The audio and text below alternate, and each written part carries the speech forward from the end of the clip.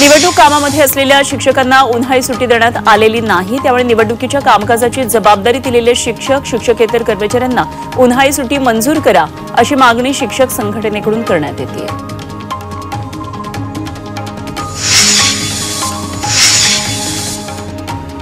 नवी मुंबई वाहतूक पोलिसांनी बेशिस्त वाहन चालकांवर कारवाई केली आहे। वाहतुकीस अडथळा निर्माण करणाऱ्या आणि नो पार्किंगमध्ये उभे असलेल्या 1849 वाहनांविरोधात कारवाई केली।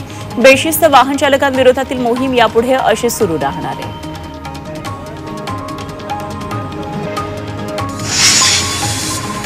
वाहतूक पोलिसांनी ड्रंक अँड ड्राईव्ह विरुद्ध कठोर पावलं आता उचलली आहेत। एका वर्षामध्ये 9462 मद्यपी चालकांवर पोलिसांनी कारवाई केली आहे। यापुढेही कठोर कारवाई करण्याचे आदेश वाहतूक विभागाचे सहपोलीस आयुक्त अनिल कुंभारे यांनी दिलेत। परवाना आणि वाहन जप्त करण्याबाबत परिपत्रक काढण्यात आलं आहे।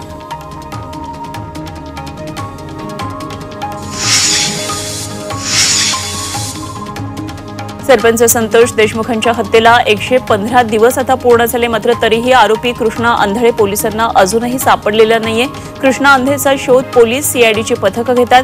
बीड पोलिसांनी त्याला फरार घोषित केलंय। अंधळेची माहिती देणाऱ्याला बक्षीस मिळेल असंही पोलिसांनी जाहीर केलंय।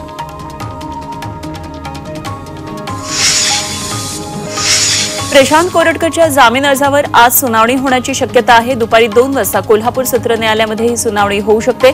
दरम्यान कोरटकरचा जेलमधला मुक्काम वाढणार की जामीन मिळणार याकडे लक्ष असणार आहे। छत्रपती शिवाजी महाराजांबाबत आक्षेपार्ह विधान प्रकरणात कोरटकरचा मुक्काम हा जेलमध्येच आहे।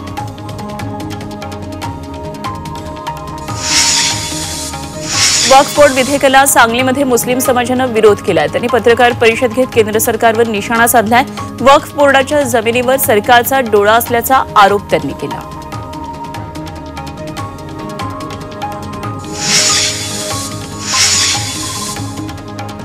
न्यू इंडिया बँकेतील ठेवीदारांच्या आशा आता पल्लवित झाल्यात। 5 आरोपींच्या मालमत्तेवर टाच येणार आहे। आर्थिक गुन्हे शाखेला आरोपींच्या मालमत्तेवर टाच आणण्याची परवानगी कोर्टाने दिली आहे। या 5 आरोपींची मालमत्ता 167 कोटी इतकी आहे। तर न्यू इंडिया बँकेमध्ये 122 कोटींचा अपहार झाला होता।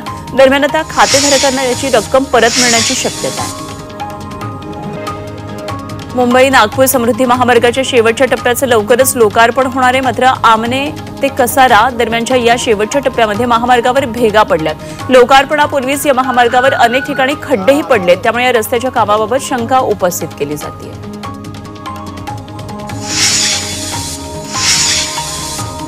म्हाडासह मुंबई मेट्रो रेल्वे कॉर्पोरेशननं महापालिकेचा मालमत्ता कर थकवलाय। भूखंड वापरासंदर्भातल्या मालमत्ता कर भरण्याची जबाबदारी कंत्राटदारावर आहे। मेट्रो रेल्वे कॉर्पोरेशननं महापालिकेचे 550 कोटी रुपये थकवले आहेत।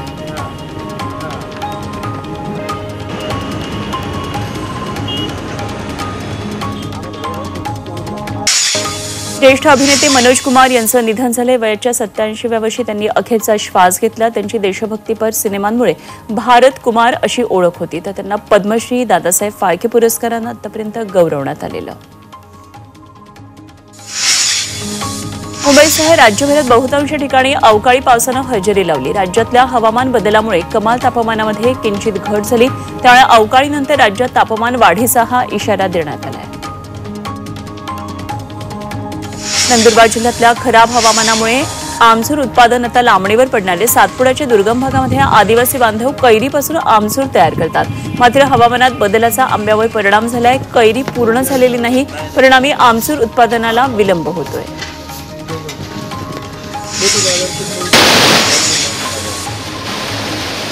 सोलापूरला पाणी टंचाईच्या झळा बसायला सुरुवात झाली आहे। शहराला 4 दिवसांऐवजी आता 5 दिवसांत पाणी पुरवठा होणार आहे। सोलापूरकरांना पाणी जपून वापरण्याचं महापालिका प्रशासनानं आवाहन केलं आहे। अकोला जिल्ह्याच्या अकोट तालुक्यातल्या रुईखेड परिसरामध्ये अवकाळी पावसानं हजेरी लावली। अवकाळी पावसामुळे गहू पिकाचं मोठ्या प्रमाणात नुकसान झालंय। गव्हासह संत्रा, कांदा, ज्वारी या पिकांना मोठा फटका बसलाय। नुकसान भरपाई देण्याची मागणी शेतकरी करतात। नंदुरबार जिल्ह्यात केळीच्या दरात क्विंटल मागे 800 रुपयांनी घसरण झाली आहे। सध्या केळी 1100 ते 1200 रुपये प्रति क्विंटल विक्री करावी लागते। शेतकऱ्यांना त्यामुळे मोठा आर्थिक फटका बसतोय। केंद्रीय कर्मचाऱ्यांनंतर आता राज्य कर्मचाऱ्यांच्याही महागाई भत्त्यामध्ये वाढ होणार आहे। महागाई भत्त्यामध्ये 2% वाढ होण्याची शक्यता आहे। सध्या कर्मचाऱ्यांना 53% दरानं महागाई भत्ता दिला जातो।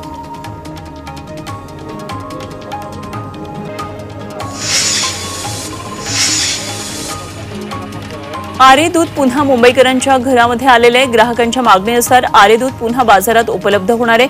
महानंदकडून आरे दूध पुन्हा बाजारात आणलं जाणार आहे.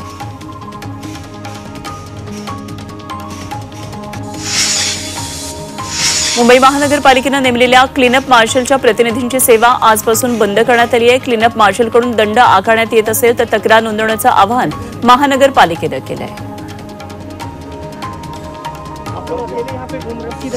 राज्यात पेट्रोल डिझेलच्या दरामध्ये घसरण झाली आहे. मुंबईमध्ये पेट्रोलचे दर 103 रुपये 50 पैसे इतके आहेत, तर डिझेलचे दर 90 रुपये 3 पैसे इतके आहेत. मध्य रेल्वेच्या नेरळ स्थानकामध्ये रविवारी 6 तासांचा विशेष ब्लॉक घेण्यात येणार आहे. यावेळी इलेक्ट्रॉनिक इंटरलॉकिंग प्रणाली सुरू करण्यात येणार आहे. त्यामुळे सकाळी 8:30 ते दुपारी 2:30 वाजेदरम्यान हा ब्लॉक असणार आहे. या ब्लॉकमुळे 5 मेल एक्सप्रेस कर्जत पनवेल मार्गावरून वळवण्यात येणार आहे.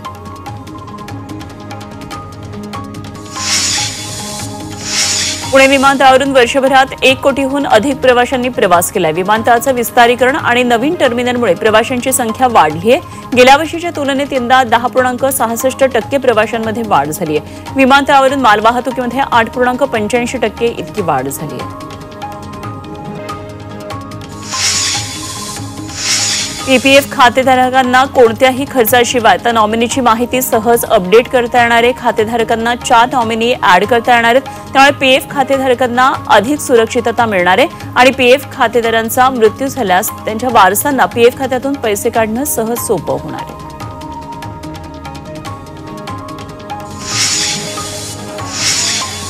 सांगलीच्या आटपाडी तालुक्यात पाण्यासाठी शेतकऱ्यांनी रास्ता रोको आंदोलन केलं. राजेवाडी तलावातून शेतीला पाणी सोडण्याच्या मागणीसाठी आंदोलन करण्यात आलं.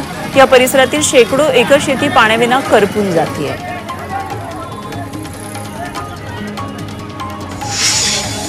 मावळमध्ये एकविरा देवीच्या चैत्र यात्रेसाठी कार्ला परिसरात पोलिसांनी कडक बंदोबस्त तैनात केला. यात्रेसाठी कार्ला परिसरात राज्यभरातून भक्तांची गर्दी पाहता भाविकांच्या सुरक्षिततेसाठी लोणावळा ग्रामीण चोख पोलीस बंदोबस्त त्यांनी तैनात केलाय.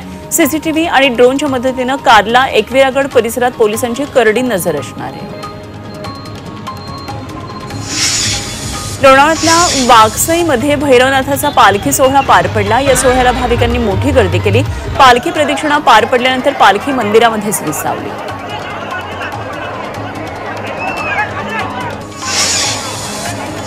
मुंबईतल्या भटक्या कुत्र्यांची संख्या गेल्या 10 वर्षात 2.5% कमी झाली आहे. मात्र अजूनही रस्त्यांवर जवळपास 91,000 भटके कुत्रे फिरत असल्याची माहिती समोर आली आहे. महापालिका आणि ह्युमन सोसायटी इंटरनॅशनल इंडिया या संस्थेनं याबाबत सर्वेक्षण केलं.